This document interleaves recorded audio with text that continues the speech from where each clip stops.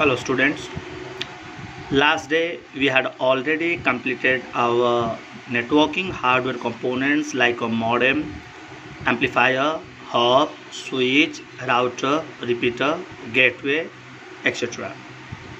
So before go to the today's topic about the internet protocol, I'm little bit elaborating that which networking hardware components are being which layer of OSI reference model. Hub, repeater, NIC, network interface card, cables, modem, connectors. These all are belong to layer 1, that is physical layer of OSI reference model. Bridge, switch are the two components, those were belong to layer 2 or data link layer. Router is belong to network layer of OSI reference model. Firewall is belong to layer 4, that is transport layer of OSI reference model. And gateway, it is used in the application layer, that is the 7th layer of OSI reference model, which is a very important concept. So we will discuss about the today's topic about the internet protocol. So as we know that the better communication process always depends on the 5 basic elements, and out of all, protocol is one of them. So what about the mean of protocol? The set of rules and regulation which helps to transmit all the data packets from source point to destination point is called as a protocol.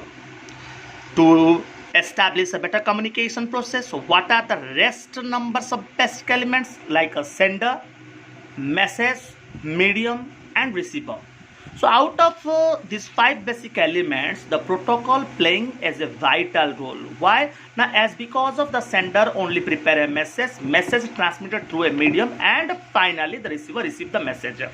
But who taking the major role? Undoubtedly the protocol receive the data from the sender, transmitted with the help of a medium, with the help of a common medium, and finally the receiver receive the data, actual data, without any interruption, without any corruption, without any loss and without any damage also.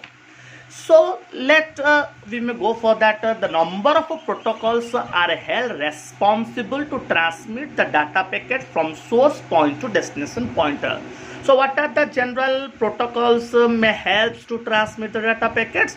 Like a TCP/IP protocol, means transfer control protocol or internet protocol. Second one is called file transfer protocol or FTP protocol. HTTP protocol means hypertext transfer protocol.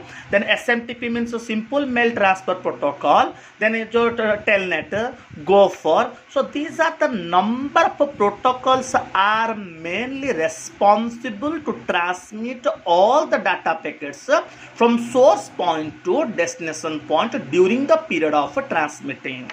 So before starting the each and every protocol one by one, so we just focus on a simple things that which protocols belong to which layer of OSI reference model. So you just go to this simple diagram here. Telnet, Gopher, file transfer protocol, hypertext transfer protocol, simple mail SMTP, simple mail transfer protocol, domain naming system, RIP, SNMP, POP3, TFTP, etc.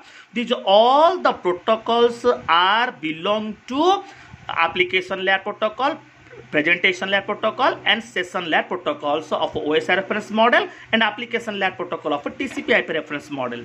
Similarly, transfer control protocol and user datagram protocol both are comes under the transport layer of OSI reference model and host to host or transport layer of TCP/IP reference model.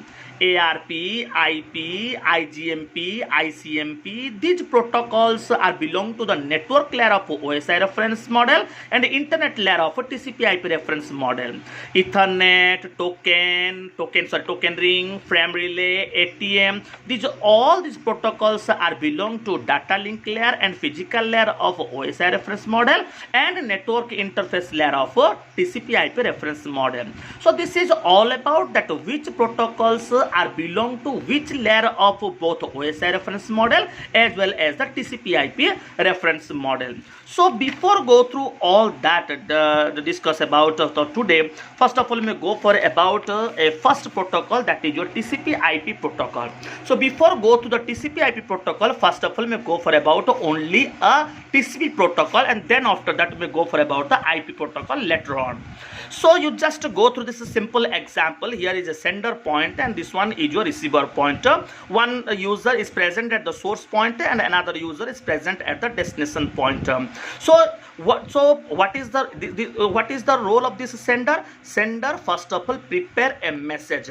So the TCP at the sender side first of all receive the message from the sender, divide the entire message into the number of segments which is called, and each segment is called as the data packet. Then after that the TCP of the in sender side protocol, sender side will establish a temporary connection between the sender point to receiver point where it may transmit all number of data packets one after another with fully secure towards the destination point with having a common medium or as per the selecting common mediums. After selecting or after establishing a temporary connection between the sender point to receiver point, then after that what happens? The TCP at the sender side transmit all the segments as per the selecting mediums. Then after that, while that all the data packets are reached to the destination point, the receiver at the destination point what happens? First of all receive all the segments one after another and check the sequence number. And after checking the sequence number, the TCP at the receiver side transmit a acknowledgement towards the sender side. So that transmitting acknowledgement is either a positive or negative also. If it may receive all the data packets fully without loss and without damage, then the transmitting acknowledgement is a positive one. And during the period of transmitting all the data packets, if any one of the data packet is lost or damaged due to any technical problem or technical reason, then it may transmit a negative acknowledgement towards the sender side. So similarly, after transmitting acknowledgement, or suppose assuming here the transmitting acknowledgement is a positive or which is called as a SEK. So then after that what happens? The TCP at the receiver side reassemble all the data packets to form a actual message or the original message. So in such a manner the TCP, or that means the transfer control protocol, works in both the sender side as well as the receiver side. So next we will go for about the internet protocol on the next time. Thank you to all for your responding.